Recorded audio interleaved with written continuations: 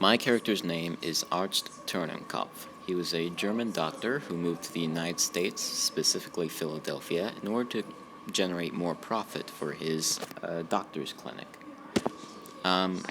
When creating this character, I didn't really have much in terms of a character design other than that he was a German doctor who would move to the United States and would subsequently be affected by the Great Depression, as well as to gain a unique perspective on how Americans treat Germans, both after World War I and before World War II.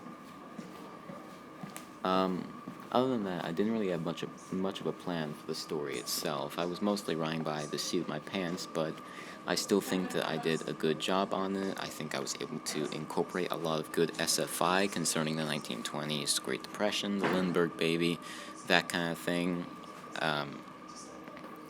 And I didn't really run into many obstacles. It was actually pretty easy once I actually got the ball rolling, but overall, I think everything was pretty good on this project. I wouldn't really change anything if it was assigned in the future.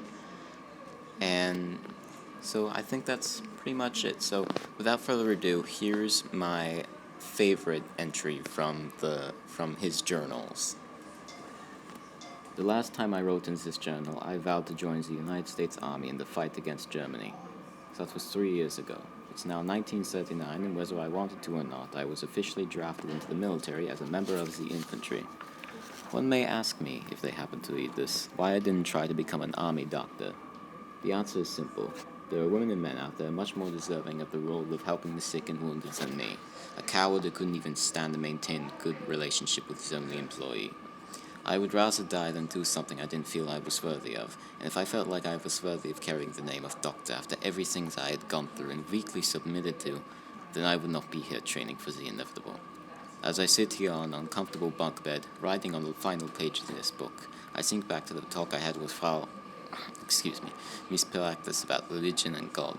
She told me that God is all-loving, God will forgive any man's sins, and God is the one who masterminds the game that we call mortal life. I asked God only one question. Why did he make me the way I am? Why am I German when Germans are hated? Why am I a doctor when I am no good at helping people? Why am I anxious and weak when I have joined the army? What made him decide that I was the one worthy of living instead of those dying in Poland and Austria? The truth is, I believe I already know the answer to all these questions. There was no decision involved. It was all my destiny, not to be a doctor, but to become a doctor and to be subsequently put through hell to prove my worth to not only the world, but to myself. Before I got into bed, I received one final letter from my former friend, Mr. Kampfnaben, telling me of his current events. It was just as you would expect. He told me he had become a member of the Nazi Party and was currently in basic training where he was learning how to fire sniper rifles. I knew that there would be only 4 possible outcomes to this situation. He would kill me, I would kill him, we would kill each other, or we would never meet. I simply wrote, "Thank you for the journal you gave me, Frederick. It has helped me tremendously. I wish you well in times of war," and sent it off. Tonight I lay in bed and think about life, death, love and hatred, the sun and moon and every star between them. And I wonder if I had done the best I could in life. I wondered if, given the opportunity by God, I could have had a happy, loving relationship with practice.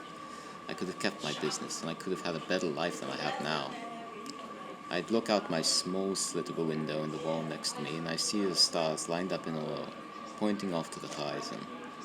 Then I see them hanging there in the inky darkness of the sky. It reminds me of home. It reminds me of the United States, the land of prosperity.